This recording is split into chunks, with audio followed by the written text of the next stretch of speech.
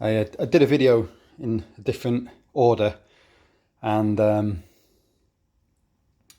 decided to kind of scrap what I was doing because it was going to be too long and what have you. So I thought I'd trim it down a bit. So I'm just doing a video to show you how to make something like this. So this is a heat shield that I've made for the Renault Spider, but same apply obviously to any car, using the sort of heat sort of hot stuff, I think it's called, like heat sheet from Vibra Technics, shaping it and sort of making your own brackets for it and sort of pot riveting it so that you can essentially mount it on your car. You can apply it to all kinds of different uses, but for me on the Spider it's to protect this boot here where the exhaust manifold comes round and across here. These are kind of prone to perishing and drying out, failing, and obviously you don't want that. It's messing up your drive shaft. So that's the video. So the plan is this is an M10 here. This the same would apply to any car, but obviously I'm doing it on the Spider. So I'm going to make a little bracket here that's going to sit off this, just an L-shaped bracket that's going to come out straight. I've measured up the diameter of the sort of leg that's going into the gearbox.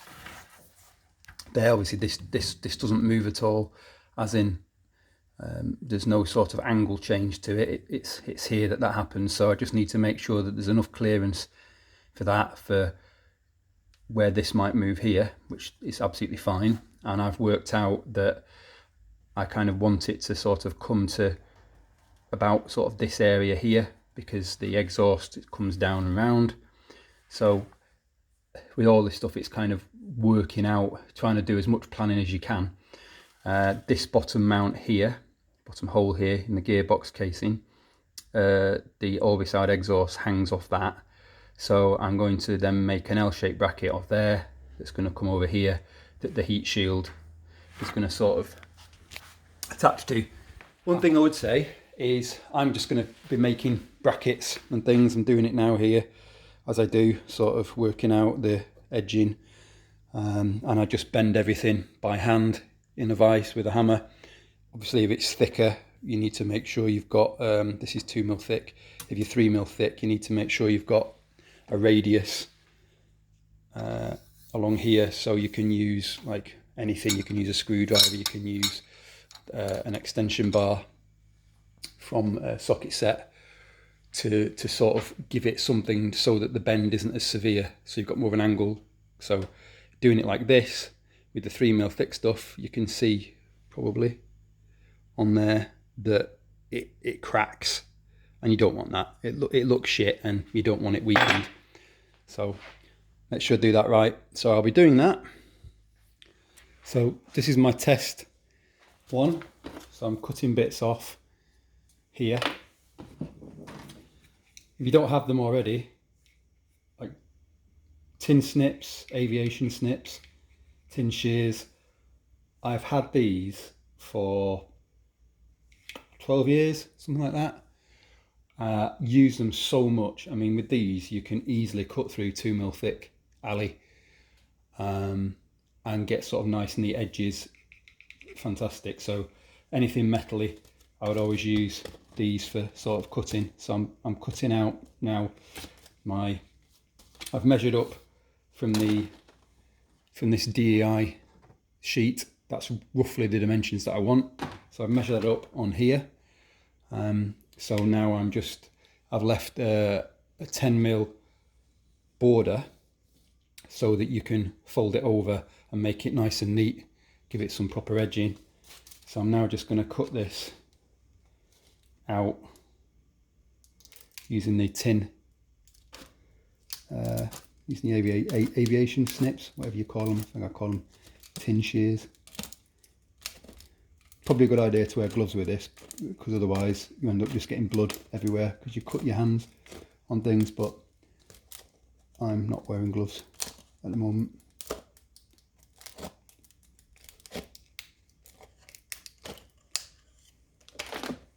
So there we go.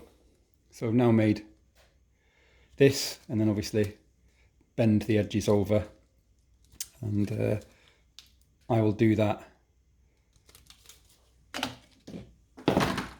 Show you how that's done, but I'll do that. I'll get a better angle for that. So just putting it on the edge of the bench. Someone will probably say that there's a much better way to do this, and probably there is. I mean, I'm not an expert. But just putting it on the edge of the bench, lining it up, and then just bending it with my fingers, like so. And then with that done, you can flip it over and then just bend it fully flat like that, and then do the same thing on the other edge, just line it up.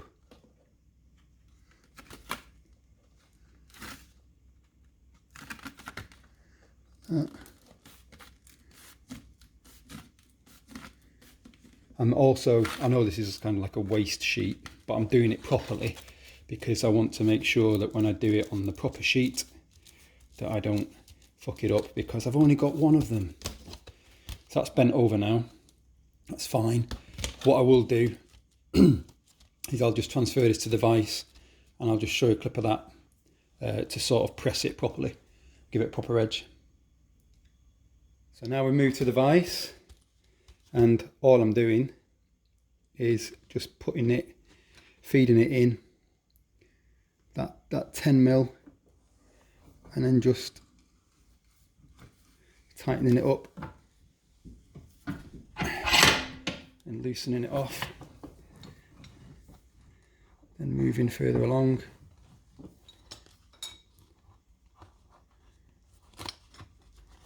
Trying not to move the little alley sheets that I've put in place.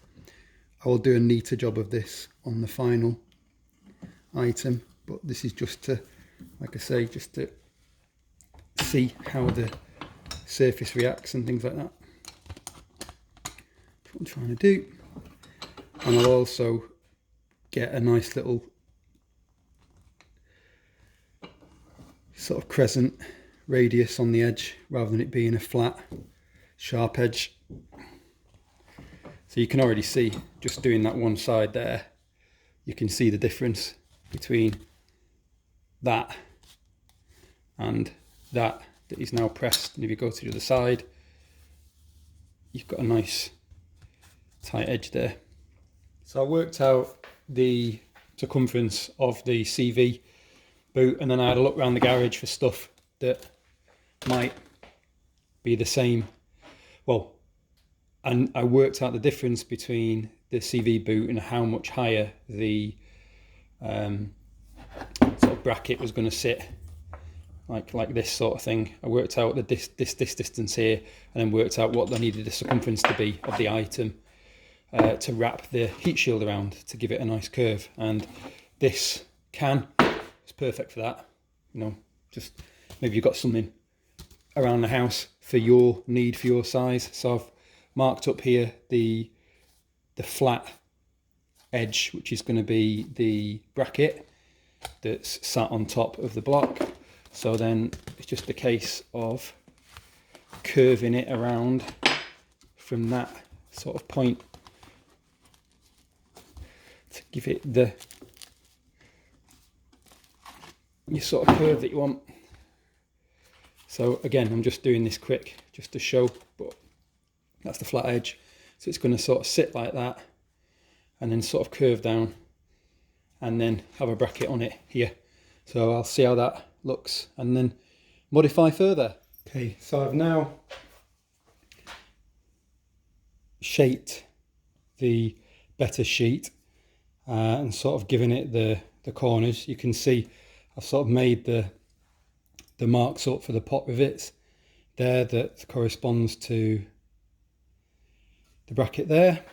So kind of like halfway done. You can see the back side here, see how it's been sort of bent around the edges. So it's just a case now of giving it a quick test to see if I've got the right positioning with the pot rivets. So that's pretty much spot on there. And then it's just now with the Orbisoud hanger in place, I just need to get this bracket made here, probably kind of coming out to maybe same sort of distance in, 4 centimeters in, 4.5 centimeters in on there. Same again, 2 pot rivets, and then you should be able to sort of just mount that up, and that should be that job done.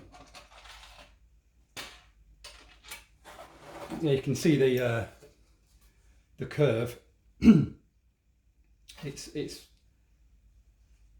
turned out quite well, I think. It'll be interesting to see how strong it is when it's on. Obviously, bending the edges over in the corners has kind of made it a bit more rigid, which is good. Yeah, that's working out quite well so far.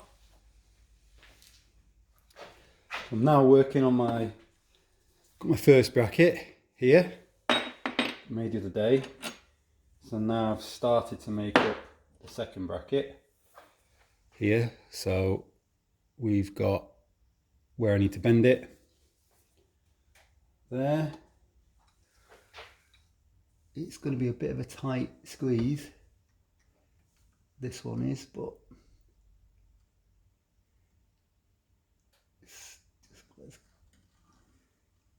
see how we go with it. Sort of show you how I sort of bend stuff in the vise, really.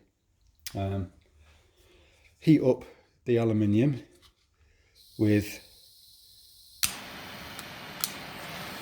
the shitty Dremel blowtorch thing, which is great if you want to like sear salmon or make creme brulees, but if you want to do anything more serious than that, I mean, it's basically, it's like one of those windproof lighters. I was quite impressed when I got it, thinking, oh, this is going to be great, but no. I'm just heating the alley a bit just to help it when I bend it.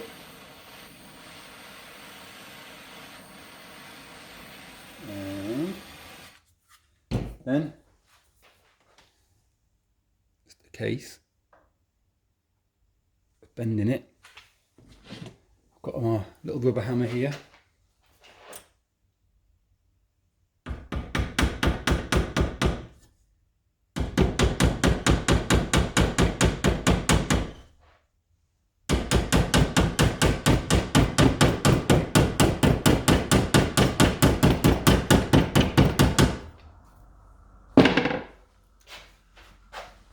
And then just to get the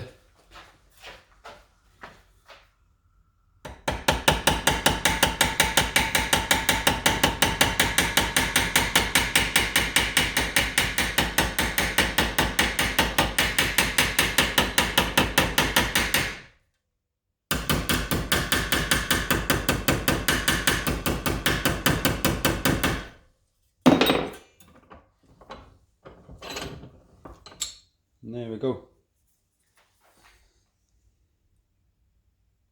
Just needs a bit of straightening, obviously, when I've got it the right length, but that's pretty much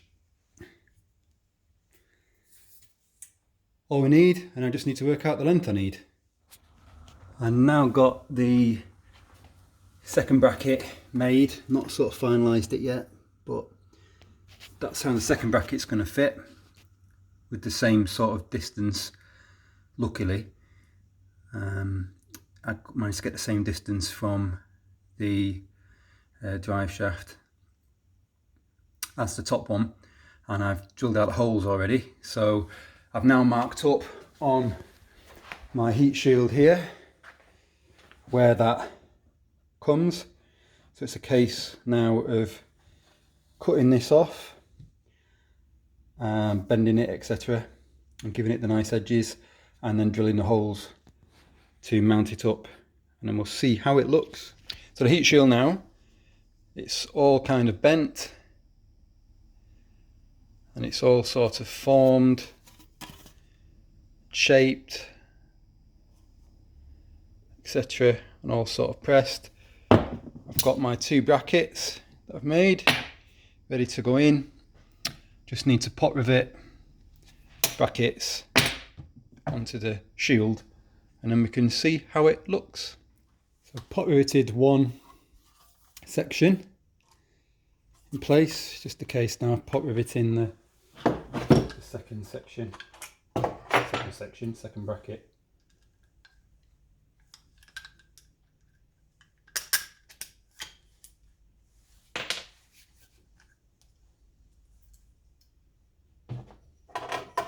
Make sure you put it on the right way around.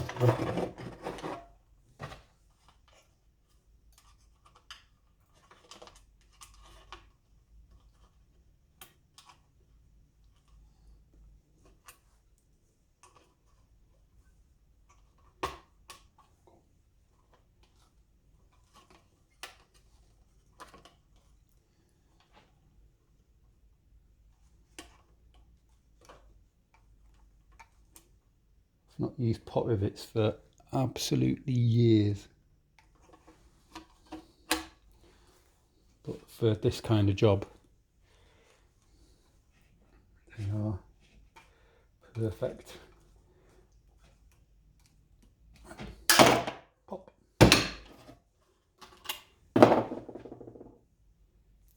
Just using washers on the pot rivets, because if it's on a soft surface or a surface that might pull through, they always recommend it. Just gives it a bit of extra sort of strength.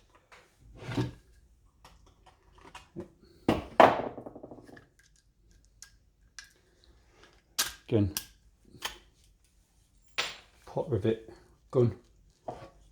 Don't think this cost me more than maybe 10 quid. So many years ago. Comes with all sorts of different heads.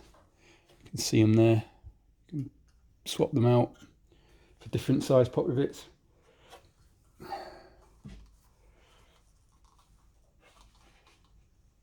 There we go. Ready to outfit on the car.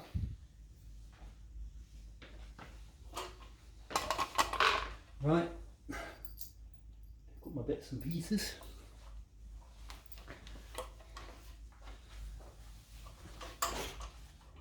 Let's see now.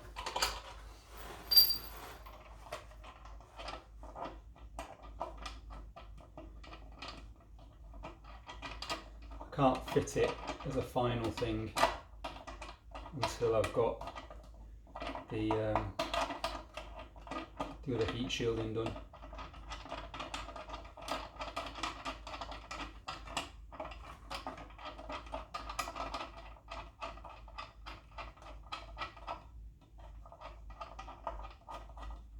So I'll just do a test fit for now.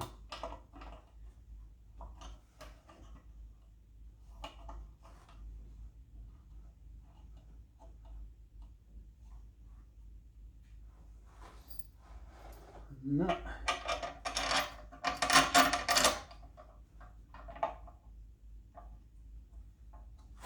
Go into there like that. Well, actually, that'll sit like that. Because I forgot about the other bracket that needs to go in place. And there you go.